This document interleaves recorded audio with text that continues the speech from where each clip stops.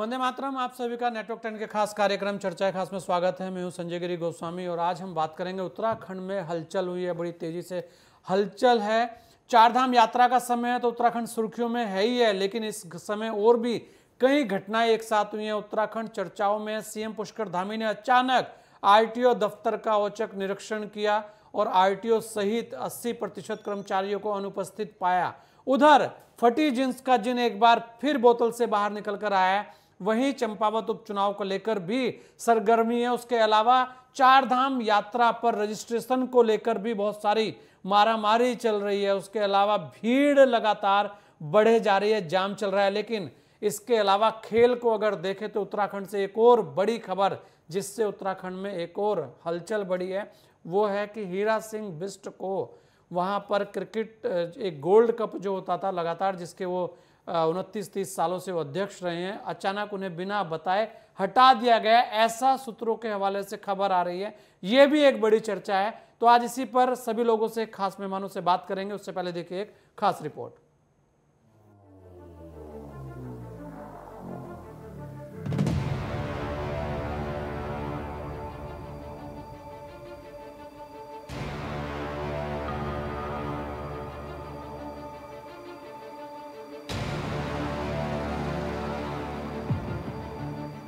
उत्तराखंड के मिजाज में खासी हलचल है। जब मैदान लू से तप रहे हैं, तब पानी बरसने से उत्तराखंड का मिजाज कुछ रुमानी भी हो चला है। दरअसल उत्तराखंड में चारधाम यात्रा के समय हलचल बढ़ जाती है और इस बार धामों में पर्यटकों का सैलाब भी उमड़ रहा है। उधर पर्यटन केंद्रों में सैलानी उत्तराखंड की वादियों में अपने समय को खुशनुमा कर रहे हैं, लेकिन जिस तरह से उत्तराखंड के मुख्यमंत्री पुष्कर सिंह धामी ने एकाएक मंगलवार की सुबह आरटीईओ दफ्तर में जाकर छापा मारा, उससे अन्य विभागों में भी हड़कंप मच गया। सीएम पुष्कर सिंह धामी ने यहां पर छापा मारकर पाया कि 80% कर्मचारी ड्यूटी से अनुपस्थित हैं। आम जनता को अपने वाहनों से संबंधित कार्यों के लिए सुबह 9 बजे से ही आरटीईओ कार्यालय में आ गए थे, लेकिन उनके काम को देखने के लिए कुछ को छोड़कर अधिकांश कर्मचारी अनुपस्थित रहे। इस घटना ने ये भी संकेत दे दिया है कि अभी भी सरकारी विभागों में कामकाज का ढर्रा कैसा है, साथ ही साथ लोगों की कामकाज के प्रति कितनी लापरवाही बरती जा रही है। दरअसल कर्मचारियों के काम में देर से आने या फिर नदारद रहने की शिकायत पहले से ही मिल रही थी। सीएम धामी के औचक निरीक्षण से ये बात प्रमाणित भी हो गई। सीएम पुष्कर सिंह धामी के एक्शन से बाकी विभागों में भी हड़कंप मच गया है। ये हालात भी तब है जब चारधाम की यात्रा सुचारू है। उधर उत्तराखंड में पूर्व मुख्यमंत्री तीरथ सिंह रावत ने फिर फटी जींस को लेकर अपने बयान को फिर से दोहरा दिया है। मैंने एक बार कह दिया जब मैंने कहा फटी जींस। दरअसल फटी जींस पर उनके बयान एक समय बहस का विषय भी बना था। इस बार उनके बयान पर कोई प्रतिक्रिया तो नहीं आई, लेकिन वह खबरों की सुर्खियों में जरूर आए। मई की गर्मी से ज्यादा चंपावत के उपचुनाव की सरगर्मियों का एहसास है। सीएम धामी के लिए पद में बने रहने के लिए चुनाव जीतना बेहद जरूरी है। वहीं दूसरी ओर कांग्रेस सीएम को पराजित कर सियासत में उलटफेर का इरादा रख रही है, यानी वॉक ओवर देने के बिल्कुल मूड में नहीं है कांग्रेस। खास तौर पर 1980 में पौड़ी लोकसभा उपचुनाव जो लोग आज भी याद रखते हैं, इस बार का उपचुनाव भी कई मायनों में रोमांचक और खास बना हुआ है। उत्तराखंड में चारधाम यात्रा अपने पूरे उत्साह उमंग के साथ है। अब तक 5 लाख से ज्यादा लोग धामों में दर्शन भी कर चुके हैं।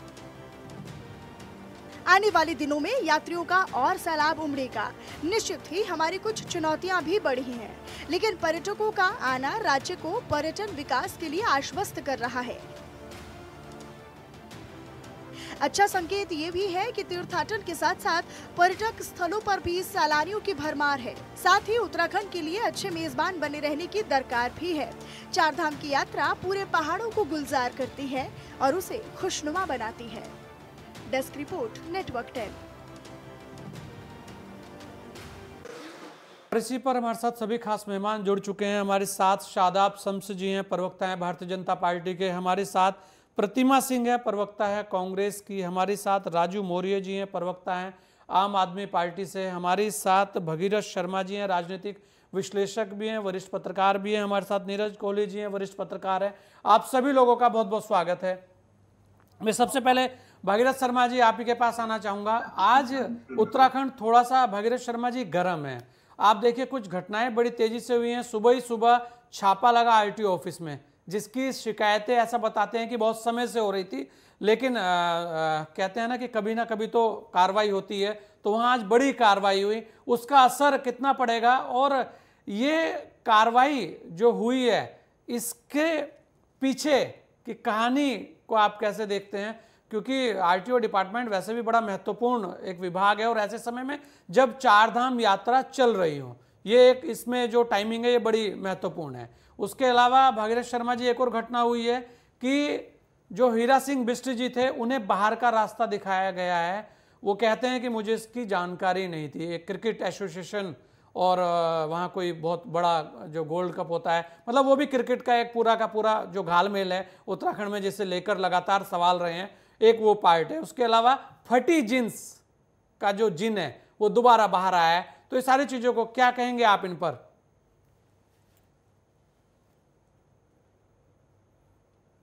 देखिए, जो देहरादून का आरटीओ ऑफिस है वो मुख्यमंत्री आवास से लगभग 2-2.5 किलोमीटर दूर है जी।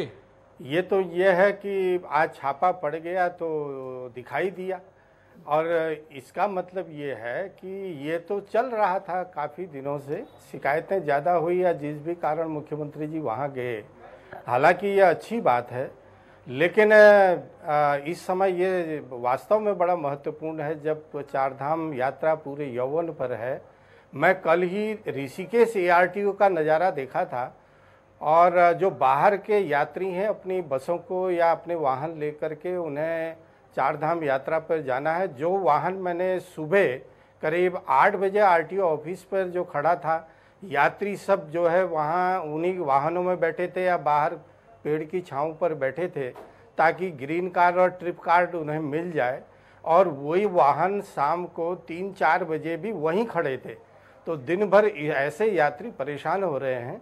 ये तो राजधानी, जो अस्थायी राजधानी जो मुख्यमंत्री आवास से 2-2.5 किलोमीटर दूरी पर जो कार्यालय है, उस कार्यालय का हाल है। अभी मैं दावा करता हूँ, आप ऋषिकेश में अभी छापा मारिए, वहाँ देखिए क्या नज़ारा है, और कितने सैकड़ों वाहन बाहर खड़े हैं, और दलालों की पौबारा है, और उनको संरक्षण प्राप्त है। ये आज की बात नहीं है, हमेशा चलता रहा है। और दूसरे जितना भी, इसीलिए गवर्नमेंट ने अभी मुख्यमंत्री जी ने स्वयं करीब 11 मई को पिछले एक गुड गवर्नेंस पर एक बड़ी अच्छी बैठक की थी, और ये संदेश देने का प्रयास किया था कि जो सुशासन के माध्यम से जो डिलीवरी सिस्टम है उसको ठीक और दुरुस्त किया जाए। और उसमें ये बात बड़ी ज़ोर शोर से कही गई कि जो अधिकारी लापरवाह हैं, पेंडेंसी जिनके कार्यालय में है, और उन पर जवाबदेही, अकाउंटेबिलिटी तय होगी। अब अभी तक 1 हफ्ता हो गया, कोई अकाउंटेबिलिटी किसी अधिकारी के खिलाफ तय नहीं हुई। पुष्कर धामी जी का जो कार्यकाल 1 था, उसमें उन्होंने बहुत अच्छी पहल ये की थी कि एक समय सीमा के भीतर जो रिक्त पद हैं उनको प्रमोशन से भर दिया जाए, प्रमोशन के पदों को। जो वैसे सीधी भर्ती के पद हैं उन पर जो है भर्ती की कार्रवाई शुरू हो जाए। अभी तक मेरी जो जानकारी है बहुत अच्छी जानकारी है, और इतना विभागवार बताना संभव नहीं होगा। आज तक कई विभागों ने डीपीसी के लिए फाइल प्रस्ताव तक आगे नहीं बढ़ाए हैं, और ये सुनने में आ रहा है कि डीपीसी में भी रिश्वतखोरी चलती है। तो मैं ऐसे उदाहरण हमारे पास हैं, तो मैं चाहूँगा, मुख्यमंत्री जी ने ये अच्छा प्रयास किया है, और ये भी संभव नहीं है मुख्यमंत्री के लिए कि वो 60-70 विभागों के प्रत्येक फील्ड के कार्यालय में जा सकें। संदेश देने का प्रयास है जिसका स्वागत करते हैं, लेकिन इसी देहरादून में और भी कई कार्यालय हैं जो पब्लिक सर्विस से जुड़े हुए हैं उनकी हालत भी बहुत अच्छी नहीं है। तो ये जिम्मेदारी तय होनी चाहिए। जिले में डीएम हैं, तमाम अधिकारी हैं, और डीएम तो हर जिले में हर विभाग के एचओडी भी हैं, वो कहीं भी इस तरह की बिल्कुल भागीरथ शर्मा जी, ये तो बहुत सारी चीजें है। फटी दूसरा जींस जो भी बाहर आई है आज आपने भागीरथ शर्मा जी, ये तो बहुत सारी चीजें हैं और समस्याएं तो बहुत सारी हैं, लेकिन समाधान भी उनका होना चाहिए। एक और बयान आया है, फटी जींस दोबारा से सामने आई है। देखिए कई बार ऐसा होता है, पॉलिटिकल लोग, मुझे लगता है उनके दिल में कोई कशिश थी। वो तब उस समय मुख्यमंत्री थे तीरथ सिंह जी, और फटी जीन्स ऐसा मुद्दा बन गई और उनकी जो छवि पर जो है उनको आँच सी आती प्रतीत हुई, और ऐसा लगा कि बहुत न्यूसेंस ऐसी बातें हो रही हैं, तो उसका उन्हें नुकसान भी उठाना पड़ा। तो मुझे लग रहा है कि अब वो पद पर नहीं है, मुख्यमंत्री के पद पर। लेकिन जहाँ तक हम समझते हैं कि उनका भाव बुरा नहीं था जी। भारतीय संस्कृति में जीन्स तो परिधान है ही नहीं। यूँ तो अगर कहेंगे तो धोती और कुर्ता या पायजामा, तो धोती पहनने का भी जो हमारे जो कल्चर में है वही ये समझाने की कोशिश कर रहे थे कि देखिए धोती जो है बहुत काम की चीज़ है, चाहे पुरुष पहने चाहे महिला पहने।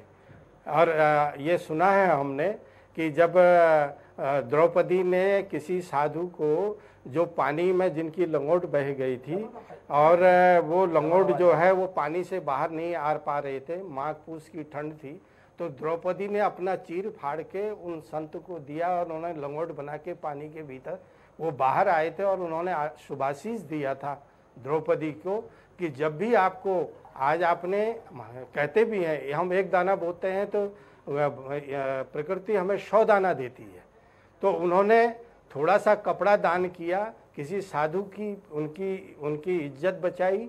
तो उन्हें जब उनका चीरहरण हो रहा था तो उन्होंने जितना साड़ी की है, नारी की साड़ी है कि साड़ी की नारी है, जितना मांगा उतना मिला, उनकी लज्जा बच गई। तो ये तो हमारी संस्कृति में है। और एक बात ये भी है, मान लिया कोई कुएं में डूब जाए तो हम जीन्स से किसी की ज़िंदगी नहीं बचा सकते।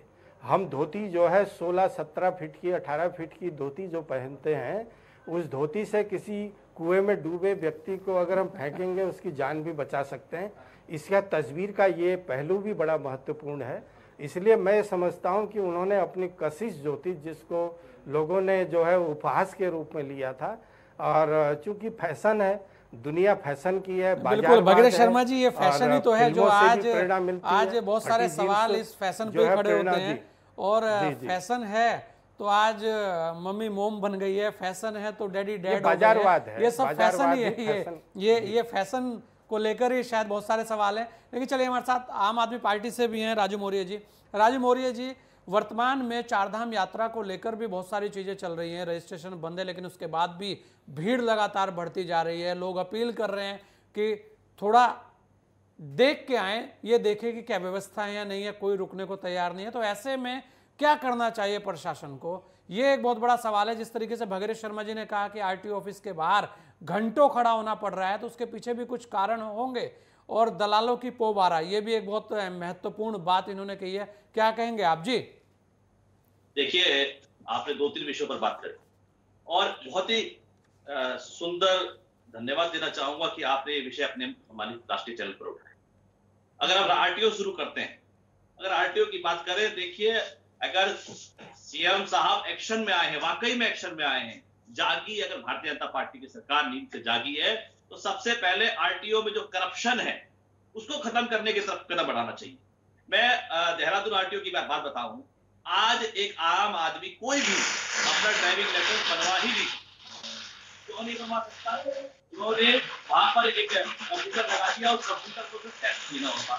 एक अनपढ़ आदमी, यानी कि अगर कोई 50 साल का आदमी है, ज्यादा पढ़ा लिखा नहीं है, इंग्लिश में टेस्ट आता है, और वो उस टेस्ट का कैसे करेगा? यानी वो, और देखिए वहां पर आप दलाल को पकड़िए, दलाल आपका पूरा पेपर वहां पर करवा देगा, तो आपका ड्राइविंग लाइसेंस बन जाएगा। यानी आरटीओ पहले ही भ्रष्टाचार का सबसे बड़ा अड्डा था। आपने उस भ्रष्टाचार को बढ़ाने के लिए, दलालों की दलाली को बढ़ाने के लिए एक नया सिस्टम लिया है, और उस सिस्टम से आज किसी का ड्राइविंग लाइसेंस नहीं बन पा रहा है। तो कहीं ना कहीं इतना बड़ा भ्रष्टाचार आरटीओ कार्यालय के अंदर चल रहा है और जो वहां से इनकम आती है ना वो ऊपर तक जा रही है। तो पहले अगर ईमानदार है ये लोग और ईमानदारी से काम करना चाहते हैं तो सबसे पहले आरटीओ में ताला लगाएं। रही बात चार धाम यात्रा की, तो चार धाम यात्रा शुरू हो गई, इतनी बड़ी यात्रा शुरू हो गई और उत्तराखंड के पर्यटन मंत्री भारतीय जनता पार्टी के सतपाल महाराज जी वो विदेश दौरे में चले गए। अरे सारी दुनिया से लोग आ रहे हैं, आपको व्यवस्थाएं देखनी चाहिए, क्या क्या कमियां हैं उसको देखना चाहिए, लेकिन आप उसको नहीं देख रहे हैं। आप शेख है दुबई के, उनको सवाल उड़ाने में व्यस्त है। अरे भैया लाखों लोग आते हैं उत्तराखंड में और इस यात्रा से पूरे उत्तराखंड की अर्थव्यवस्था चलती है, लेकिन इसमें आने वाले यात्री परेशान हैं। कितनी बड़ी संख्या में लोग वापस जा रहे हैं। आप कोई भी यात्रा सुयोजित तरीके से सुरक्षित यात्रा नहीं करवा पा रहे हैं। आप किस तरह सरकार चला रहे हैं उत्तराखंड की? तो राजू मौर्य जी, कुछ सड़कों की चौड़ाई बढ़ा दी जाए थोड़ी और रबड़ से खींचे जाए, वो लोग ज्यादा आ रहे हैं, क्योंकि कुछ ऐसा हो सकता है, कुछ पॉसिबिलिटीज हैं। देखिए यात्रा तो चलेगी, यात्रा में लोग भी आएंगे, देश से नहीं सारी दुनिया से आएंगे। बिल्कुल, हम उस सरकार को सफल मानेंगे जो सरकार इस यात्रा को सफल कर सके। ये यात्रा आदिकाल से चल रही है।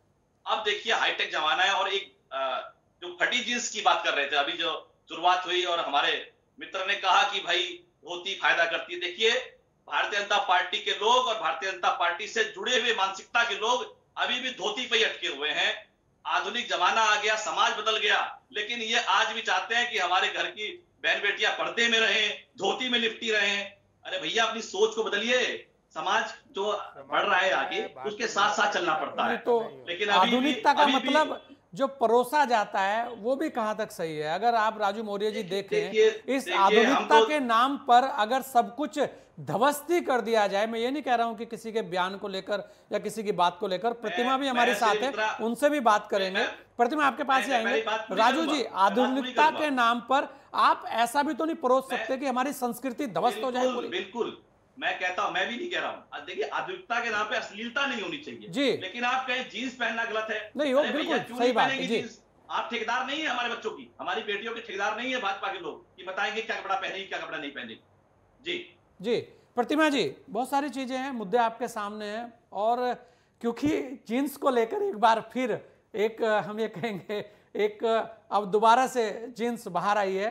खैर पहनना किसको क्या है ये तो उसे ही तय करना है, लेकिन जो बात राजू मौर्य ने कही कि आधुनिकता के नाम पर अश्लीलता नहीं परोसनी चाहिए, इस पर ध्यान देना होगा और संस्कृति कैसे बचाई जाए, कैसे संयोजन किया जाए, इसकी भी बात होनी चाहिए और इस पर चर्चा भी होनी चाहिए कि हम ऐसा तो नहीं है कि आप फैशन के नाम पर कुछ भी करें और वो चलेगा। आप ये कहें कि नहीं ये तो देखिए पूरे विश्व में चलता है तो भारत में भी ऐसा ही होगा, तो बहुत सारी ऐसी चीजें हैं प्रतिमा जी जो पूरे विश्व में होती हैं वो भारत में नहीं होती। तो इस पर भी कहीं ना कहीं एक विचार सबको करना चाहिए। उसके अलावा आपके सामने एक और महत्वपूर्ण बात है कि जिस तरीके से ब्यूरोक्रेसी को लेकर यहाँ पर सवाल रहते हैं कि कुछ लोग ऐसे हो गए हैं जिन पर किसी बात का कोई असर नहीं पड़ता, तो आज जिस तरीके की कार्रवाई हुई है उसे आप कैसे देखते हैं? जी हुई है और ये मुद्दा उस वक्त भी सामने आया था जब तीरथ सिंह रावत जी हुआ करते थे, तो उन्होंने जिस तरीके का अपना वक्तव्य दिया, क्योंकि बात यहाँ पे संस्कारों की है, उन्होंने संस्कारों की बात कही थी, तो वैसे उनसे, लेकिन ये मुद्दा ये नहीं है कि व्यक्ति को क्या पहनना चाहिए और क्या पहनने से आपके संस्कार झलकते हैं। उन्होंने कहा कि फटी जीन्स पहनते हैं, आधुनिकता में इतने डूबे हुए हैं कि जो लोग आधुनिकता में डूबते हैं, जो लोग फटी जीन्स पहनते हैं या वेस्टर्न कपड़े पहनते हैं, उनके पास संस्कार नहीं होते। तो पहले तो तीरथ जी के खुद के संस्कार उन्हें देखने चाहिए कि एक महिला जो उनकी बगल की सीट पे बैठी थी, उसके पांव से लेकर के, उसके घुटने से लेकर के उसके चेहरे तक को उन्होंने मैं कहूंगी निहारने का कार्य किया, तो अब ये उनके संस्कार नजर आ रहे हैं। तो मुझे ऐसा लगता है कि देश जो है वो संविधान से चलना चाहिए और संविधान में हर व्यक्ति को मौलिक अधिकार उसे मिला हुआ है कि अपनी जिंदगी, 21 कहता है right to life with dignity, तो हर व्यक्ति को जीने का अधिकार है, उसे क्या खाना है, उसे क्या पहनना है, उसे कहाँ जीना है, उसे क्या जॉब करनी है, ये उसका अपना जो है मुझे लगता है एक अधिकार होना चाहिए। हाँ, लेकिन वो अधिकार, आप अपने अधिकारों का प्रयोग उस हद तक कर सकते हैं जबकि आपके अधिकार किसी दूसरे व्यक्ति को ऑफेंड नहीं कर रहे हैं। तो इसीलिए हम कहते हैं कि ट्रेडिशन के साथ साथ हम जो अपनी संस्कृति है उसको भी बचाने का प्रयास करें। बिल्कुल आपने सही कहा कि आधुनिकता के नाम पर हम अश्लीलता नहीं परोस सकते और परोसना भी नहीं चाहिए,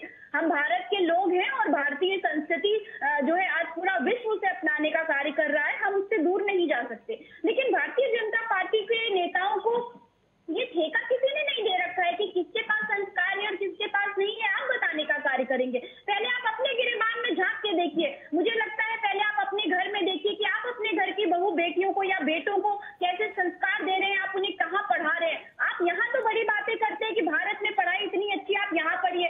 हर नेता का बच्चा बाहर विदेश में पढ़ के आता है, फिर वो वहां यहाँ पर बड़ा लायक बन जाता है। तो पहले मुझे लगता है घर से संस्कार शुरू करने चाहिए, फिर देश की जनता को किसी तरीके का प्रवचन देना चाहिए। दूसरी बात, आपने धामी जी की बात करी, मैं बिल्कुल सहमत हूँ। देखिए, भ्रष्टाचार को दूर करने के सरकार के जितने भी कदम होंगे, कांग्रेस पार्टी हमेशा उनका समर्थन। इस तरीके से आज उन्होंने औचक निरीक्षण करने का कार्य किया है आरटीओ में, और 80% से ज्यादा जो कर्मचारी थे वो वहां पे उपस्थित नहीं थे, खुद आरटीओ साहब भी उपस्थित नहीं थे। तो मुझे लगता है काफी सराहनीय ये कदम है, क्योंकि विपक्ष का काम सिर्फ ऐसा नहीं है कि आप हर मुद्दे पर जो है आपत्ति दर्ज करें। जो सराहनीय कार्य है उसका हम स्वागत करते हैं, और आज जो उन्होंने कार्य किया वो सराहनीय। पर एक बात और कहना चाहती हूँ कि आज प्रदेश का जो मान है, वो सम्मान है, अभिमान है, वो चार धाम यात्रा है। चार धाम यात्रा जब से शुरू हुई है, आपने मुझे नहीं लगता कि पर्यटन मंत्री जी जो 2 दिन पहले प्रदेश में वापस आए हैं, उनको भी वो विदेश की यात्रा पे चले गए। अरे, आप एक एक्सपो के उद्घाटन के लिए पहुंच जाते हैं, और प्रदेश में चार धाम यात्रा जो पर्यटन का एक सोर्स है और वहां के लोगों की आजीविका का एक सोर्स है, वो उसमें कितनी अव्यवस्थाएं व्याप्त हैं कि देवभूमि को शर्मसार करने वाले आंकड़े आज हमारे सामने हैं कि 39 से ज्यादा लोगों की मृत्यु हो चुकी है चार धाम यात्रा के दौरान। आपने देखा कल जोशीमठ से आगे जो राष्ट्रीय राजमार्ग है, गडकरी जी बड़े क्रेडिट लेते चलते हैं अपने ऊपर सड़कों के निर्माण के, वो किस तरीके से टूट गया, और वहां पे कितना मतलब हजारों की संख्या में लोग रुक गए और जाम की स्थिति आ गई। मुझे लगता है वहां पे आप देखिए एम्बुलेंस की व्यवस्था नहीं है। स्वास्थ्य मंत्री जी कहते हैं हर 3 किलोमीटर पे एम्बुलेंस उपलब्ध कराई है। अगर आपने हर 3 किलोमीटर पे एम्बुलेंस उपलब्ध कराई है, स्वास्थ्य व्यवस्थाएं उपलब्ध कराई है, पीने का पानी उपलब्ध कराया है, और तो और रैन बसेरा उपलब्ध कराया है, तो लोग परेशान क्यों है फिर? क्योंकि ऐसा तो कुछ नहीं है कि 2 साल बाद इतने यात्री आ गए कि आपसे जो है बंदोबस्त नहीं हो पा रहा है, क्योंकि ये यात्री हैं, ये श्रद्धालु हैं, ये चार धाम यात्रा में हर साल आते हैं। लेकिन सरकार अपनी अव्यवस्थाओं के वजह से इस तरीके के बहाने कर रही है। कल सतपाल महाराज जी कह रहे हैं कि हम यात्रा को धीमी गति प्रदान करने का कार्य करेंगे, श्रद्धालुओं पे रोक लगाने का कार्य करेंगे। आज बीचों बीच यात्रा की अगर सरकार ऐसी कोई एसओपी निकालती है, तो मुझे लगता है कि सरकार खुद ये स्वीकार कर रही है कि हम चार धाम यात्रा को व्यवस्थित रूप से चलाने में नाकामयाब हो चुके हैं। अच्छा प्रतिमा जी, एक सवाल आपसे ले रहा हूँ। प्रतिमा जी, एक सवाल ले रहा हूँ आपसे यहीं पे जी। अगर आपके घर में 10 लोगों के रुकने की व्यवस्था है और अचानक वहां पर 10,000 आ जाएं, 100 की बात नहीं हो रही, 10,000 आ जाएं, तो क्या करिएगा? देखिए, बिल्कुल बहुत अच्छा गोस्वामी जी आपने सवाल किया है, बट मुझे क्योंकि मैं अगर अपने घर में कोई कार्यक्रम का आयोजन कर रही हूँ और मुझे इसकी आशंका है कि मेरे घर में जरूरत से ज्यादा लोग आ सकते हैं, और मुझे ये पता है कि मेरे घर में ये कार्यक्रम इस दिन से निर्धारित है, तो मैं हर संभव प्रयास करूंगी कि उनको कोई असुविधा ना हो, क्योंकि मेरे घर का मान और सम्मान उस कार्यक्रम से जुड़ा हुआ है। आपको लगता है कि प्रशासन ने आकलन गलत किया, सूचनाएं गलत दी? आकलन नहीं गोस्वामी जी, आकलन गलत नहीं किया। आकलन सही था कि 2 साल बाद श्रद्धालु आ रहे हैं, 2 साल कोरोना काल में जिस तरीके से परेशानियां झेली हैं, जिस तरीके से लोग घरों में कैद रहे हैं, तो बिल्कुल श्रद्धालु आएंगे। आकलन सही था, पर सरकार उपचुनाव में व्यस्त है, और सरकार जिस दिन से दूसरी बार सत्ता में आई है, एक हारे हुए व्यक्ति को मुख्यमंत्री बना करके, उस दिन से सरकार और संगठन की यही चिंता रही है कि किस तरीके उस हारे हुए व्यक्ति को कहां से जिताया जाए। तो आपने अपने लाभ की वजह से देवभूमि की जो साख है उसको गिराने का कार्य किया है। आज पूरे विश्व की नजरें देवभूमि पर है गोस्वामी जी, क्योंकि चार धाम यात्रा करोड़ों हिंदुओं की आस्था का प्रतीक है, और इसका हाल भी आप जो है कुंभ की तरह करना चाह रहे हैं। कुंभ में आपने अव्यवस्थाएं देखी, कुंभ में आपने घोटाले देखे, वही स्थिति आज यहाँ भी है। चलिए इस पे भी देख लेते हैं, जवाब भी ले लेते हैं। हमारे साथ शादाब शम्स भी हैं प्रतिमा जी। नीरज भाई, बहुत सारे मुद्दे आज तैर रहे हैं, और ऐसा नहीं है कि आप भी देख रहे हैं लगातार किस तरीके की स्थितियां आई है, लगातार डिबेट पे भी आप बैठ रहे हैं। चारधाम यात्रा को लेकर कुछ तो गड़बड़ हुई है आकलन करने में, भले कोई कहे या ना कहे, लेकिन उम्मीद से ज्यादा लोग आ गए, शुभ संकेत है और अवसर भी है उत्तराखंड के लिए, लेकिन उसे भुनाने के लिए किस तरीके से होना चाहिए, अब उस पर मंथन करना चाहिए। जैसे कि अभी सीएम साहब ने एक पहल की है कि 2 मंत्रियों की वहां पर एक ड्यूटी लगाई है कि भाई आप लोग इसे व्यवस्थित कीजिए। ये एक पार्ट है, कि भाई चलिए, लेकिन उसके बाद भी चारधाम यात्रा को लेकर सवाल खड़े होंगे, क्योंकि ये एक ऐसा विषय है, पूरा देश विदेश से लोग वहां आ रहे हैं, उनकी व्यवस्था करने की जिम्मेदारी कहीं ना कहीं सरकार की है। तो इसमें क्या होना चाहिए, आखिर चूक कहां हो रही है और समझाने में हम कहां नाकाम हो रहे हैं, एक बात तो ये है। दूसरी बात, एक बहुत महत्वपूर्ण बात यह है कि आज जो हुआ, जो एक जिस तरीके की एक रेड हुई, जिस तरीके का एक छापा लगा और उसके बाद जो स्थिति आई है, तो क्या लगता है कि अगर इस तरीके की 2-4 चीजें और हों और अलग अलग मंत्री या अलग अलग लोग और करें, तो शायद जो एक सवाल यह हमेशा रहता है कि बहुत सारे सवाल जैसे भगीरथ शर्मा जी ने भी खड़े किए कि एक बार ऋषिकेश देख लीजिए, तो उस पर कुछ अंकुश लगे। और एक अलग से एक सवाल है नीरज भाई, आप उसे ज़्यादा अच्छे से समझ सकते हैं और उसके बाद में उसका और लोगों से भी उस पर जवाब लेना चाहूँगा कि जो खेल संघ है, देखिए बहुत छोटी सी बात है, बहुत अलग बात है, सरकार से उसका कोई मतलब नहीं है, लेकिन क्योंकि उत्तराखंडी होने के नाते हमें वो बात रखनी चाहिए। जो हमारे नीरज भाई खेल संघ है अलग अलग, चाहे वो क्रिकेट है, चाहे वो फुटबॉल है, चाहे वो बैडमिंटन है, अगर वहाँ पर बाहरी लोग आकर बैठेंगे तो जो पहाड़ के लोग हैं, जो पहाड़ के बच्चे हैं, क्या उनके साथ इंसाफ हो पाएगा? यहाँ ये भी एक सवाल है। जी नीरज भाई।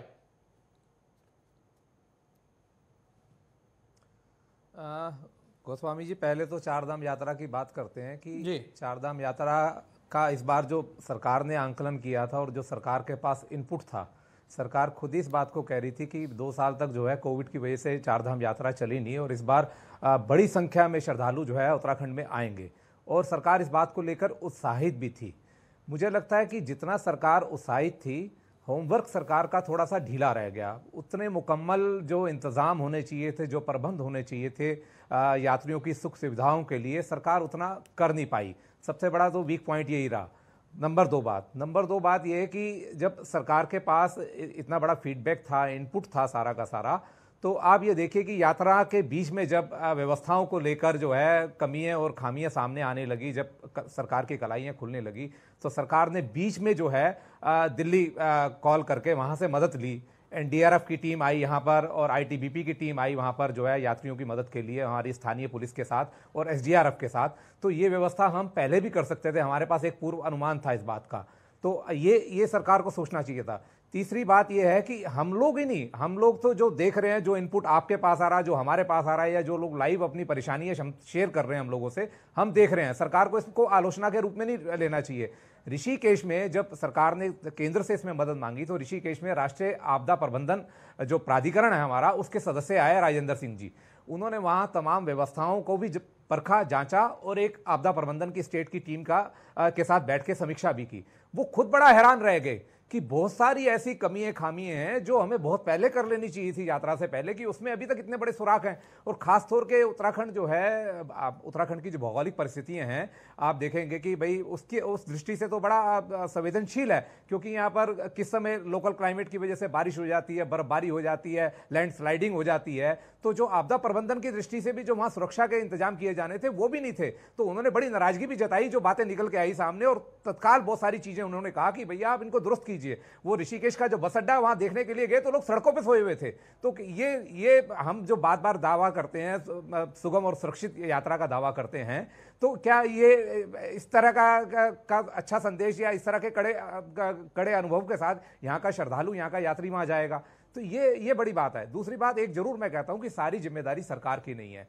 जब सरकार बार बार एक गाइडलाइन का प्रचार प्रसार पूरे देश विदेश में, सोशल मीडिया पे, अखबारों में, हर माध्यम से कर रही है कि ये हमारी गाइडलाइन है, तो इसका अनुपालन जो है, जो हमारे यहाँ तीर्थ यात्री आ रहे हैं, जो हमारे श्रद्धालु आ रहे हैं, उनको करना चाहिए। उनको गैर पंजीकरण के, बिना रजिस्ट्रेशन के बिल्कुल यात्रा नहीं करनी चाहिए। ये उनकी जिम्मेदारी भी बनती है। तो ये कुछ चीजें, इस तरह की चीजें हैं। मैं गोस्वामी जी आपको बताना चाहता हूं कि बार बार जब ये चारधाम यात्रा की बात चलती है तो मुझे वैष्णो देवी श्राइन बोर्ड की याद आ जाती है। पिछले 35-36 वर्षों से मैं वैष्णो देवी की यात्रा पे प्रति वर्ष जाता हूं। माता रानी की ऐसी कृपा है कि वो बुलाती है, मैं परिवार के साथ जाता हूं।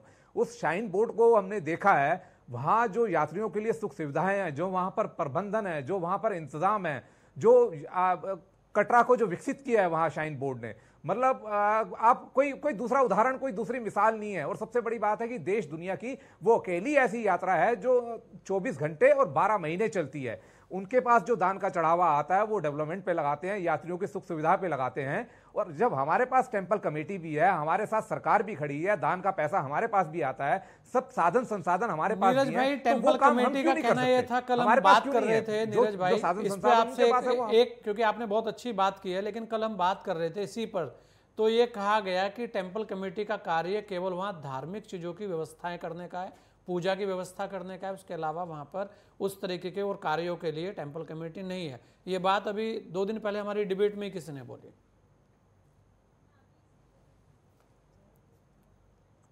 चलिए मैं मान गया, कोई बात नहीं, लेकिन सरकार तो टेंपल कमेटी के साथ खड़ी है ना, सरकार पूरी उसको मदद कर रही है। हमारे आप पर्यटन मंत्री हैं और जो दूसरे 2 मंत्रियों को आपने नोडल मंत्री वहां का बनाया है, वो तो सरकार के साथ खड़े हैं। कितना निंदनीय कल की घटना है, जो एक वीडियो वायरल हुआ था, जो आज अखबारों में जिसके बारे में छपा भी हुआ, कि एक कुत्ता जो है वहां पर नंदी जी को जो है चरण स्पर्श कर रहा है। क्या देश दुनिया में हम क्या मैसेज देना चाहते हैं? तो ये बड़ी खराब चीज है। इन सब चीजों को व्यवस्थित करना है। अगर हमने यात्रा जो है हमारे प्रदेश की, हमारी उससे प्रतिष्ठा भी जुड़ी हुई है, हमारी आस्था और श्रद्धा का प्रतीक भी है, और हमारी अर्थव्यवस्था में उसका एक बड़ा रोल भी है। नंबर 1 बात ये 4 धाम की होगी। नंबर 2 बात, आपने जो मुख्यमंत्री जी ने आज आरटीओ विभाग में जो कार्रवाई की, गोस्वामी जी, ये एक अधिकारियों कर्मचारियों को, दूसरे विभागों के कर्मचारियों या अधिकारियों को एक मैसेज देने के लिए तो मैं कह सकता हूं कि मुख्यमंत्री का बहुत अच्छा कदम है। लेकिन गोस्वामी जी, आप ये बताइए कि उत्तर प्रदेश के जमाने में, हम उस समय क्या जर्नलिज्म कर रहे हैं, जिलों के जो प्रशासनिक अधिकारी होते हैं वो जिला अधिकारी होते हैं, और जिला अधिकारी के अधीन ही सारे के सारे जितने जिले के अंदर जो ऑफिस हैं, चाहे वो सिंचाई विभाग हो, चाहे तहसील हो, चाहे कलेक्ट्रेट हो, चाहे बिजली का विभाग हो, चाहे पानी का विभाग हो, तमाम विभाग जो है जिला अधिकारी के अधीन आते हैं। और पुलिस के जितने जो सेक्शन है वो सारे एसएसपी या एसपी के अंडर आते हैं। तो पुराने जमाने में जिला अधिकारी कमांड करते थे। कभी कभी हम देखते थे यूपी के जमाने में कि कमिश्नर आके उन सब चीजों को जांचता था, परखता था और कलेक्टर को निर्देश देके जाता था। अगर मुख्यमंत्री को ये सब चीजें करनी है तो फिर हमारे जो डिस्ट्रिक्ट मजिस्ट्रेट बैठे हैं, जो दूसरे ऑफिसर्स बैठे हैं, एचओडी बैठे हैं, वो क्या धनिया छिल रहे हैं यहाँ पर? तो ये हमारी व्यवस्था की पोल भी खुलती है। और मैं समझता हूं ये मात्र एक ट्रेलर है गोस्वामी जी। ये जो मुख्यमंत्री जी ने किया है, तमाम पब्लिक डीलिंग के जो आप ऑफिस देख लेंगे, आपको अधिकांश ऑफिसों में, दफ्तरों में तमाम तरह की खामियां, तमाम तरह की कमियां आपको मिल जाएंगी। खास तरह के पब्लिक डीलिंग ऑफिसों में आप मुख्यमंत्री 10 बार इस बात के निर्देश दे चुके हैं कि अधिकारी जो हैं अपने मोबाइल फोन जो है हमेशा ऑन रखेंगे। पब्लिक के किसी आदमी का फोन आएगा, उस फोन को अटेंड करेंगे। आप फोन करके देख लो, पत्रकारों के फोन नहीं उठाते।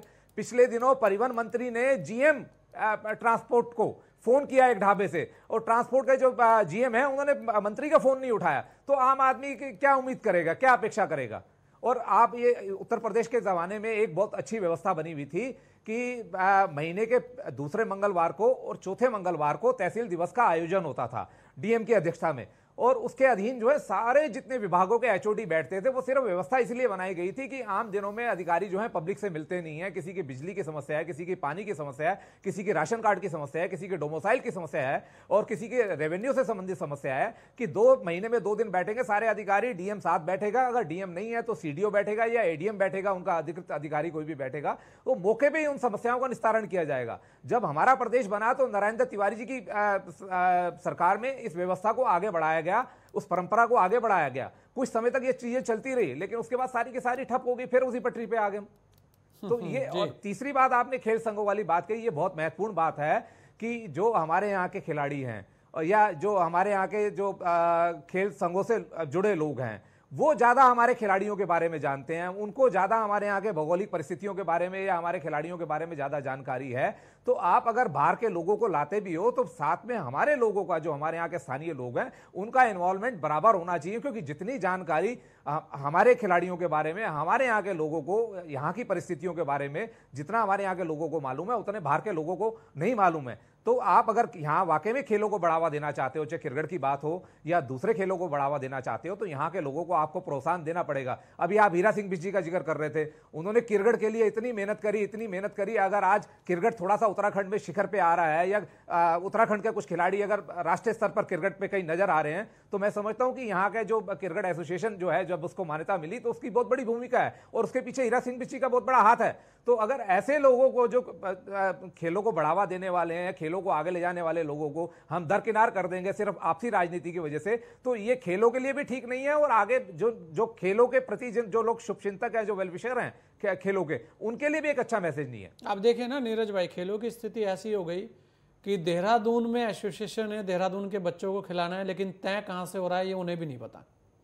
ये एक बहुत बड़ा जो वहाँ पर है जो चर्चा है वो इस चीज़ की है कि ऐसी जो स्थितियाँ ऐसी क्यों, आखिर खेल संघ भी तो उत्तराखंड के ही हैं, क्यों बाहरी ताकतें उत्तराखंड को डिस्टर्ब करती है, खासकर खेल संघों को अगर हम बात करें। नीरज भाई। हाँ बिल्कुल बिल्कुल गोस्वामी जी, आप देखें ना कि कई खिलाड़ी तो हमारे यहाँ बहुत अच्छे हैं, यहाँ से ट्रेनिंग ले रहे हैं, यहाँ से प्रशिक्षण ले रहे हैं, लेकिन उनको पता है कि यहाँ से प्रोत्साहन नहीं मिलेगा, यहाँ से मदद नहीं मिलेगी, और यहाँ आपसी पॉलिटिक्स इतनी जबरदस्त है, इस वजह से दूसरे राज्यों से जाके खेलने के लिए मजबूर है वो लोग। खिलाड़ी दूसरी जगह खेल रहे हैं, खिलाड़ी हमारा है लेकिन दूसरे राज्य का नाम रोशन कर रहा है। तो ये सरकार को बड़ी गंभीरता से लेना चाहिए, और बहुत सारी चीजें खासतौर के क्रिकेट को लेकर तो बहुत सारी चीजें दिन प्रतिदिन सामने आ रही हैं, पर मुझे नहीं लगता, पता नहीं क्या बात है कि पिछली सरकार में भी बहुत सारी खामी और कमियां निकल के आई सामने, बहुत सारी भ्रष्टाचार की चीजें भी सामने निकल के आई, लेकिन सरकार ने कार्रवाई नहीं की। और अब फिर बहुत सारी चीजें निकल के आ रही है क्रिकेट को लेके कि भाई ये सारी चीजें दुरुस्त करो, ठीक करो, लेकिन उसके बावजूद जो है अभी तक कोई सरकार ने किसी तरह का कोई, मुझे नहीं लगता कि सरकार ने उसको गंभीरता से लिया हो। बिल्कुल, ये एक बड़ा सवाल है और इस पर ही बात होनी चाहिए। भैया अगर खेलों को बढ़ावा देना है और खिलाड़ियों के अगर भविष्य को देखना है तो कहीं ना कहीं आपको थोड़े से कड़े कदम और अच्छे कदम उठाने पड़ेंगे। बिल्कुल उठाने पड़ेंगे और उठाने भी चाहिए, क्योंकि यही सबसे बड़ी आवश्यकता है कि जो भी समस्या है कम से कम अब तो दूर हो। 21 साल हो गए यहाँ। लेते हैं एक छोटा सा ब्रेक, जल्द लौटेंगे आपके बीच।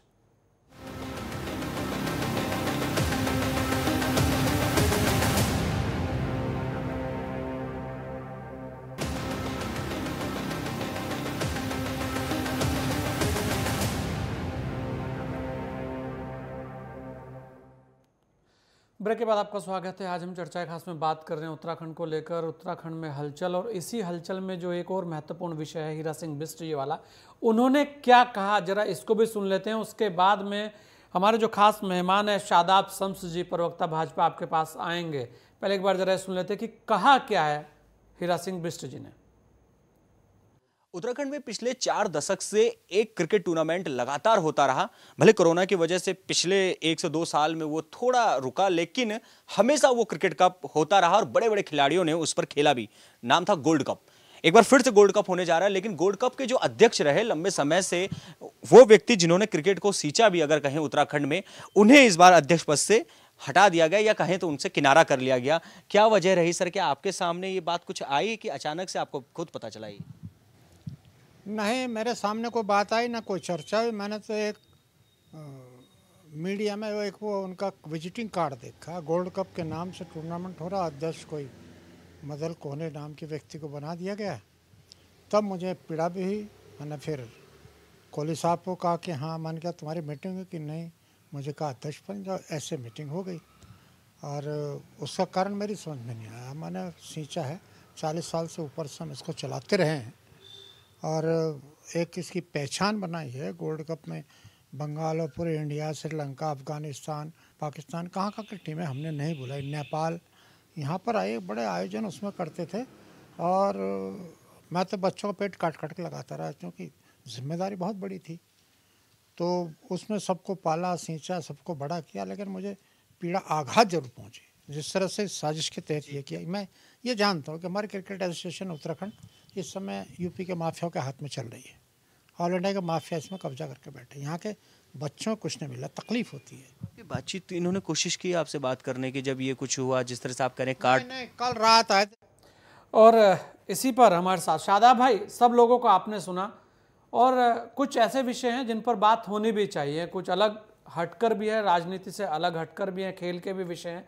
तो क्योंकि सरकार की जिम्मेदारी ज़्यादा हो जाती है और सरकार जिस दल की है उस दल की भी जिम्मेदारियां बहुत ज़्यादा हो जाती हैं, खासकर ऐसे समय में जब 4 धाम यात्रा भी चल रही हो, उसके अलावा हम अपनी संस्कृति के लिए लड़ भी रहे हो, बहुत सारे विषय हैं। सब लोगों ने, खासकर नीरज भाई ने, भागीरथ शर्मा जी ने, राजू जी ने, प्रतिमा जी ने जो विषय रखे, अब आप जवाब दीजिए और पूरा समय आपको, मतलब आप 7-8 मिनट में अपनी बात रखिएगा, क्योंकि फिर उसके बाद में सबसे 2-2 मिनट में जरा सलाह भी ले लेंगे जी।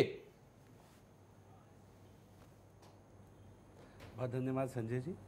पहले तो आज युवा मुख्यमंत्री को हम बहुत बहुत बधाई देंगे, धन्यवाद करेंगे कि उन्होंने जिस सोच के साथ युवा मुख्यमंत्री को भारतीय जनता पार्टी ने कमान दी थी कि एक दम दिखे, एक नायक नज़र आए, वो कहीं ना कहीं वो रोल में अपने नज़र आए हैं।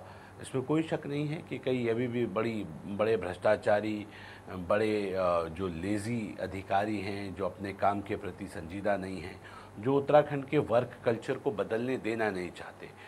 तमाम निवेदनों के बावजूद, तमाम कहने सुनने के बावजूद जिन अधिकारियों को ये कहा गया कि आप डिपेंडेंसी काम की ना छोड़ें, आप अपना वर्क कल्चर बदलें, जो समय है उस समय पे पहुँचें, फिर भी उन लोगों को लगता है कि हाँ ये तो कहा जाता है, नेता बोलते रहते हैं, हम करते रहते हैं। ऐसे वक्त ऐसे लोगों के लिए एक बड़ा सबक की आवश्यकता थी। जो युवा मुख्यमंत्री ने जिस तरह से एक नायक की भूमिका निभाते हुए खुद अपने आप एक छापा मारते हुए और देखा कि जो आरटीओ हैं वो गायब हैं, और उनके अलावा भी बहुत सारे लोग और भी कई गायब थे। आरटीओ को तुरंत वहीं पे उनके खिलाफ कार्रवाई की गई और बाकी लोग जो नदारत थे उनका जो वेतन है उसे रोकने का आदेश दिया है। इससे बताता है कि एक पैनिक पूरे क्षेत्र में उन लोगों के बीच में ज़रूर फैला है जो अपने काम से भागते हैं, जो अपने काम के प्रति गंभीर नहीं है, और ये होना चाहिए। अगर कई बार लीडरशिप का डर ख़त्म हो जाता है तो भी मामले बेलगाम हो जाते हैं, और युवा मुख्यमंत्री ने ये बता दिया है कि ये धामी सरकार है, ये 0% टॉलरेंस ऑन करप्शन की सरकार है। यहाँ आपको बहुत ईमानदारी के साथ आप अपने हिस्से की ईमानदारी दिखाइए, अगर हम अपने हिस्से की ईमानदारी ना दिखाएं तो हम पे भी सवाल उठाइए। लेकिन आप सब लोगों को, अगर प्रदेश को आगे बढ़ाना है तो सबको अपने अपने हिस्से की ईमानदारी को दिखाना पड़ेगा।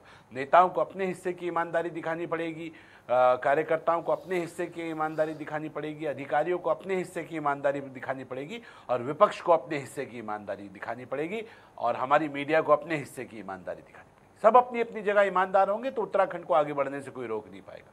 जहाँ हमारे विरोध की आवश्यकता पड़े हमारा विरोध कीजिए, जहाँ समर्थन की आवश्यकता पड़े वहाँ समर्थन दीजिए। और मैं आज तो बहुत धन्य हो गया कि मैं गरिमा जी को प्रतिमा जी को सुन रहा था, उन्होंने कहा कि वो इस निर्णय का स्वागत करते हैं। चलिए, कोई तो है जो साफ मन से आगे बढ़ के स्वागत कर रहा है, चलिए बहुत अच्छी बात है। इस पॉजिटिविटी की भी आवश्यकता रहती है, क्योंकि आप अगर पॉजिटिव रहते हैं तो कई बार आप नेगेटिव भी होते हैं तो लोग आपकी बात को संजीदगी से लेते हैं। लेकिन पता नहीं कांग्रेस को क्या हो गया, वो हर बात में नेगेटिविटी लाती है, तो उनकी पॉजिटिव बात भी कई बार फिर लोग उसे नज़रअंदाज कर देते हैं, उसे नेगेटिविटी में लेते हैं। मैं इतना ज़रूर कहूँगा कि बहुत ईमानदारी के साथ मेरे युवा मुख्यमंत्री ने ये कहा है कि हम काम करना है और काम में पेंडेंसी बिल्कुल नहीं होनी चाहिए।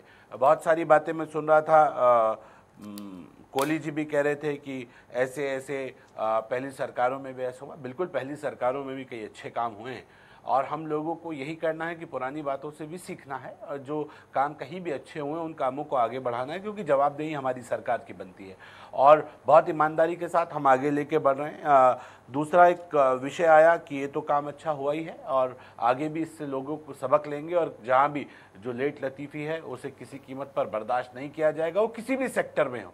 और इसलिए युवा मुख्यमंत्री ने 1905 एक टोल फ्री नंबर लॉन्च किया है, और उसमें कहा है कहीं भी आपको लगता है कि अधिकारी समय पे नहीं आ रहे हैं, कहीं भ्रष्टाचार हो रहा है, वीडियो बनाइए, हमारे पास डालिए, 1905 पे डालिए। जो भी गलत व्यक्ति फंसेगा हम उसके खिलाफ सख्त कार्रवाई करेंगे। तो हमारा काम करने का नज़रिया एक ईमानदार सोच के साथ युवा मुख्यमंत्री आगे आए हैं, और मुझे लगता है कि अगर कोई ईमानदार सोच के साथ आगे आता है तो उसे सराहना भी चाहिए। केवल विरोध के लिए विरोध की राजनीति लोगों को नहीं करनी चाहिए। दूसरा विषय आया कि हमारे यहाँ तीर्थ यात्रा चल रही है। तीर्थ यात्रा ये ऐतिहासिक तीर्थ यात्रा है, इसमें कोई शक नहीं है, और बहुत सारे लोग इस यात्रा में एक बहुत बड़ी संख्या में आ रहे हैं। मैं हरीश रावत जी का भी ट्वीट देख रहा था, उन्होंने भी ट्वीट किया है और कहा है कि लोग आ रहे हैं, उनको जब वो आ रहे हैं तो उनको दर्शन नहीं मिल पा रहे हैं, वो वापस खाली बैरंग लौटना पड़ रहा है। हाँ, हमें भी दुख है, लेकिन हमने पहले ही कहा है कि जो आ रहे हैं वो रजिस्ट्रेशन करा के आए पहले से, और जिन लोगों को प्रॉब्लम है, पोस्ट कोविड हुआ है, लॉन्ग कोविड हुआ है और अभी भी सिम्टम्स हैं कि उनको प्रॉब्लम्स आ रही हैं, वो बिल्कुल यात्रा में ना आए, क्योंकि सरकार ने अपनी तैयारियां की हैं, लेकिन अगर एक साथ बहुत सारे लोगों की तबीयत ख़राब होने लगेगी तो उनको संभाल पाना आसान नहीं होता सरकार के लिए, और जिनको दिक्कतें हैं वो बिल्कुल ना आए। हमने लगातार एडवाइजरी जारी करके भी लोगों से निवेदन किया है। मैं इतना ज़रूर कहूँगा कि सरकार ने मजबूत तैयारियाँ की, और जिस प्रकार बात कई वक्ताओं ने और लोगों ने भी कहा कि जब अगर संख्या बल ज़्यादा आ जाए तो दिक्कत होती है, लेकिन विपक्ष जो गड़बड़ करता है, विपक्ष यहाँ गड़बड़ कर देता है।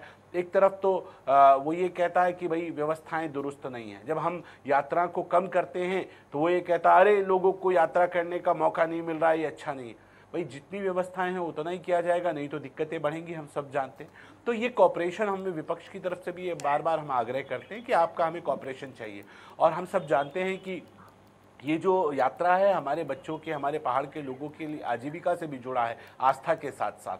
तो ये जब आस्था तो हमारी है ही, लेकिन आजीविका भी है। लोग आ रहे हैं, हमारे बच्चों के चेहरे पे रौनक आई है। मैं निवेदन कर रहा हूँ, बड़ी विनम्रता से निवेदन कर रहा हूँ, हाथ जोड़ के निवेदन कर रहा हूँ, इस यात्रा को, उत्तराखंड को बदनाम मत कीजिए। उत्तराखंड को खड़ा करना है तो आपको पर्यटन के साथ साथ तीर्थाटन को भी बढ़ावा देना पड़ेगा। और इसलिए लगातार प्रतिमा, आपके पास में आपसे सलाह जरूर लूंगा। लगता है कि प्रतिमा, जब आपको देखिए प्रतिमा जी पहले सुन लीजिए, सभी लोग कम से कम यहाँ सुने और सुनाए। बोलिए शादाब भाई बोलिए। जी मैंने कहा कि अभी जैसे कि मैं सुन रहा था कि भाई सब जानते ही हैं कि हमने बहुत ईमानदारी के साथ 3 किलोमीटर पर, हर 3 किलोमीटर पर एम्बुलेंस खड़ी है, रैन बसेरे हमने बहुत सारे खोले हैं, 400 पर डॉक्टर पर लोगों पर एक डॉक्टर की नियुक्ति की है, और बहुत ईमानदारी के साथ एक एक धाम पर एक कैबिनेट मंत्री की जिम्मेदारी लगाई है। बहुत ईमानदारी के साथ सरकार व्यवस्थाओं को लेकर चल रही है और पैनिक फैलाने की बिल्कुल ज़रूरत नहीं है, ना पैनिक करने की ज़रूरत है। यात्रा बहुत अच्छी चल रही है, हाँ थोड़ा सा और संभलने की आवश्यकता है। हम और मजबूती से बिना पैनिक के आगे बढ़ेंगे तो मुझे लगता है कि उसका लाभ मिलेगा। अभी प्रतिमा जी ने एक बात और कही कि वो सड़कों की बात करते हैं और एक जगह सड़क कहीं वो हो गई है तो उस पर वो निर्माण पे सरकार के सवाल उठा रहे थे। चिंता मत कीजिए, हम सब जानते हैं कि हमारे जो हिमालय के जो कोई रेंज है, कुछ रेंज ऐसी हैं जो कमज़ोर हैं, जो बार बार दरक जाती हैं। उसके लिए भी स्विट्ज़रलैंड की एक कंपनी को बुलाया गया है और इसका एक स्पेशल ट्रीटमेंट हम यहाँ पे कराने जा रहे हैं, जब भविष्य में कभी पहाड़ दरक के रोड्स पे नहीं आएंगे। उसके लिए भी सरकार मजबूत तैयारी कर रही है। सरकार बहुत ईमानदारी के साथ सबको साथ लेके चलना चाहती है और सबका सहयोग चाहती है।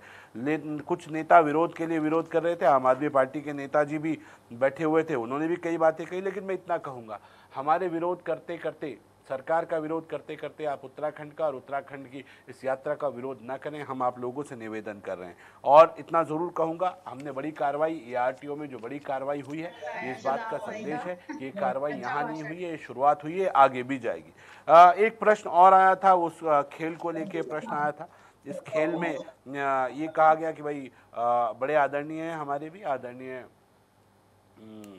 हीरा सिंह बिष्ट जी, उन हीरा सिंह बिष्ट जी को हटा दिया होता जी, कई बार होता है। बहुत सारे वरिष्ठ लोग, क्या हालात रहते हैं, ये तो राजनीतिक लाइनें हैं, कई बार ऊपर से कुछ बोर्ड में तय हुआ होगा, कुछ बदलाव आ गए। हमने तो कभी नहीं पूछा कि APJ अब्दुल कलाम साहब इतने बड़े व्यक्ति थे, उनको क्यों हटा दिया गया, वो तो सर्वमान्य थे, उन्होंने देश को इतनी बड़ी ताकत हटाई। लेकिन कांग्रेस की सरकार आई, उन्होंने प्रतिभा देवी सिंह पाटिल को जिम्मेदारी दे दी। लगा होगा शायद उस वक्त के हिसाब से उन्हें कुछ बेहतर लगा हो। कई बार हमने देखा जिन लोगों ने, जिन कोचेज ने, शादाब भाई यहाँ हटाने की बात नहीं हो रही है, शादाब भाई थोड़ा सा दुरुस्त कर लीजिए। शादाब भाई, यहाँ हीरा सिंह बिष्ट जी को हटाने की बात नहीं हो रही, यहाँ ये बात हो रही है कि खेल संघ जो है, जो नीरज से बात हुई थी, जो नीरज ने बताया अभी, खेल संघों पर जो अधिकार है, खेल संघों पर जो अधिकार होना चाहिए, वो क्यों पहाड़ के लोगों का नहीं होना चाहिए, क्यों बाहरी लोग वहां पर आकर अध्यक्ष, उपाध्यक्ष और महामंत्री बने, बात इसकी है। अच्छा, बिल्कुल नहीं, मैं माफ़ी चाहूँगा, मैं इस सवाल को समझ नहीं पाया था।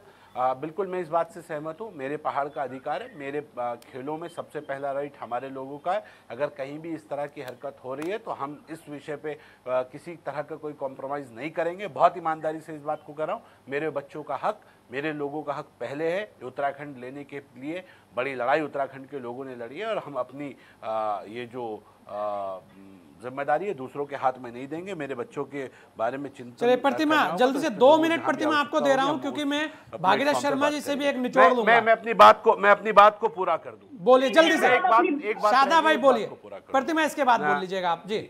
मैंने कहा कि एक लाइन हमारी ये रह गई थी। इन्होंने कहा कि विषय आया था माननीय मुख्यमंत्री जी के विधानसभा क्षेत्र का और वहाँ के लिए बात की गई, वहाँ ये हो रहा है, वहाँ वो हो रहा है। मैं बहुत ईमानदारी के साथ कह रहा हूँ, इन्होंने कहा एक हारे हुए व्यक्ति को CM बनाया गया। हम रणछोड़ दास नहीं हैं कि हम रण छोड़ के भाग जाएं, अमेठी छोड़ के वायनाड चले जाएं। हम अपने अपने रण छोड़ दें, हम रण बांकुरे हैं। हम वहीं से लड़ते हैं जहाँ से हम रहते हैं, हम सीटें बदलने का काम नहीं करते। और सुन लीजिए, आराम से सुन लीजिए। और ये जो डरपोकों की आप तरह दीजिए तमाम जवाब। कांग्रेस प्रतिमा के बोलिए, नेता 2 मिनट में अपनी बहन बात के पल्लू रखिए। के पीछे छुप के बैठ गए। शादाब भाई जरा देख लेते हैं प्रतिमा बोलिए। पल्लू के पीछे तमाम नेता कांग्रेस के छुप के बैठ गए। उन लोगों को यह एहसास होना चाहिए कि इस बार चंपावत चुनाव में उनकी जमानतें जब्त होने जा रही है। युवा मुख्यमंत्री बहनों की पहली पसंद शादाब बने भाई हुए हैं, सुन लीजिए जरा, भाइयों की पहली पसंद बने बोलिए हुए हैं, प्रतिमा जी, बुजुर्गों की बोलिए पहली पसंद जल्दी बने हुए से, हैं। चिंता मत समय हो कीजिए, जाएगा फिर जी। ऐतिहासिक वोटों से जीत हो जाओ। मुझे लगता है आप बड़बोलेपन में कई बार ऐसी बातें बोल जाते हैं जिसके लिए बाद में आपको शर्मिंदगी और स्पष्टीकरण देना पड़ता है। आप वो व्यक्ति हैं जिसने, अरे आप चिंता मत कीजिए, आप अपनी चिंता कर लीजिए। जो समाप्ति की ओर कांग्रेस जा रही है, कब तक हमारा विरोध करोगे? कब तक हमारी यात्राओं का विरोध करोगे? कब तक हमारे विचारों का विरोध करोगे? हमारा विरोध करते करते कब तक उत्तराखंड का विरोध करते रहोगे? अपनी हरकतों से बाज आ जाओ, नहीं तो बचा कुचा जो सरमाया बचा है उसका भी सुपड़ा साफ होना तय है। निपटने की कगार पे आ गई है कांग्रेस, अभी भी अपनी गलतियों से नहीं सीख रही है। झूठ के आधार पे राजनीति करते हैं, झूठे बयानों को लेकर आगे बढ़ाते हैं। कब तक ये चलेगा? कब तक ऐसी राजनीति करते रहोगे? कब तक प्रदेश के नेताओं लोगों के साथ छल करते रहोगे? अपनी राजनीति एक तरफ रखिए, सकारात्मक भूमिका निभाइए। जहाँ विरोध करने की आवश्यकता हो वहाँ विरोध करिए, केवल हमारे विरोध के लिए विरोध मत कीजिए। आपको जिम्मेदारी दी गई है विपक्ष की, उसका ध्यान रखिए, मर्यादा में रहिए। उत्तराखंड के बच्चों के ऊपर चेहरे पे मुस्कुराहट आती है, आप विरोध करने बैठ जाते हैं। आपने देख लिया, अगर दम होता तो कोई बड़ा चेहरा चंपावत चुनाव में आता। रणछोड़ दास की तरह सारे नेता रण छोड़ के भाग नहीं जाते आप लोगों को। ये दर्शा रहा है कि भारतीय जनता पार्टी, हम चला रहे हैं, हमें मालूम है, हम चलानी आती है इसीलिए चला रहे हैं। हमें मत सिखाइए। चारधाम यात्रा में बहुत ईमानदारी के साथ हम काम कर रहे हैं, लेकिन जिस तरह से विपक्ष चारधाम यात्रा को लगातार बदनाम कर रहा है, इसका जवाब उत्तराखंड की जनता आपको देगी। कांग्रेस पार्टी के नेताओं को रणछोड़ दास बोलने से पहले ये देख लीजिए, वो दिख रहा है, वो तो वहाँ दिख रहा है कि जो कांग्रेस में थे चिंतन शिविर के बाद वो भी छोड़ के भाग रहे हैं। कांग्रेस के नेता कांग्रेस को डूबता हुआ जहाज बता के भाग रहे हैं। चलिए बिल्कुल, अब समय हो गया है। प्रतिमा जी, शादाब भाई जरा इसका निचोड़ ले लेते हैं, सलाह ले लेते हैं। बिल्कुल चलिए, आप बिल्कुल प्रतिमा जी, शादाब भाई, भागीरथ शर्मा जी, क्या सलाह देंगे आप सरकार को कि चाहे वो चारधाम यात्रा हो और चाहे जिस तरीके की छापेमारी है उसे हो? 1 मिनट में आप अपनी बात रखिएगा, वरिष्ठ पत्रकार हैं, सब लोगों को आपने सुना है जी।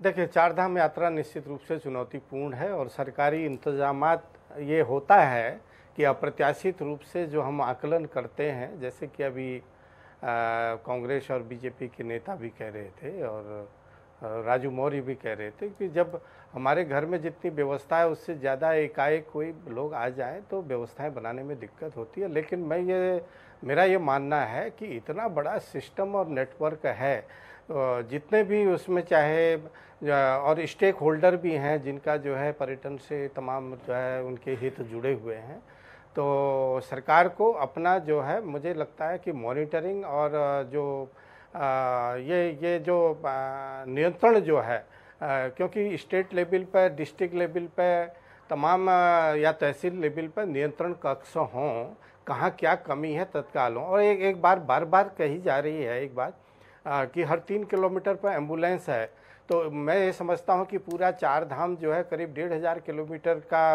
की दूरी होगी आना और जाना, ऋषिकेश और इधर हरिद्वार से अगर हम शुरू करें तो इसके हिसाब से तो वहाँ जो है 500 एम्बुलेंस होनी चाहिए। मुझे पता, मेरा जहाँ तक मुझे इस बात पर आशंका हो रही है कि पूरे उत्तराखंड में संभवतः 500 एम्बुलेंस होंगी नहीं, जहाँ तक मेरा है। अब ये कहाँ, कैसे, क्यों कर कैसे आ गई हैं और कैसे, कुल मिलाकर व्यवस्थाएं दुरुस्त करने की आवश्यकता है भागीरथ शर्मा जी, व्यवस्थाएं दुरुस्त होनी भी चाहिए। चलिए बिल्कुल, और सभी लोगों ने अपना समय आज हमें दिया, उसके लिए शादाब भाई, क्योंकि समय बिल्कुल खत्म हो गया, 58 हो गए हैं, दूसरा भी और कार्यक्रम है, लेकिन हम यही कहेंगे कि कुछ व्यवस्थाओं पर बात भी होनी चाहिए, व्यवस्थाएं दुरुस्त भी होनी चाहिए और हमें अपना फर्ज भी निभाना चाहिए। जिम्मेदारी सभी की है, ऐसा नहीं है कि खाली सरकार की है। आप सभी लोगों ने अपना समय में दिया, इसके लिए बहुत बहुत धन्यवाद। उत्तराखंड में वर्तमान में चारधाम यात्रा चल रही है, लोगों से अपील भी की जा रही है कि आप SOP के अनुसार ही आएँ, जो गाइडलाइन दी गई है उसका पालन करें। उसके अलावा मुख्यमंत्री का जो आज एक अचानक छापेमारी जो RT ऑफिस में हुई है, उससे लेकर भी बहुत चर्चा है। इससे भी बहुत सारे अधिकारियों को सीख लेनी चाहिए कि आगे किस दिशा में जो मुख्यमंत्री है जो कह रहे हैं लगातार और वो इस तरीके से छापेमारी कर सकते हैं, तो कहीं ना कहीं चौकन्ना सबको होना पड़ेगा। इस चर्चा खास में इतना ही, दीजिए मुझे इजाजत। जय हिंद।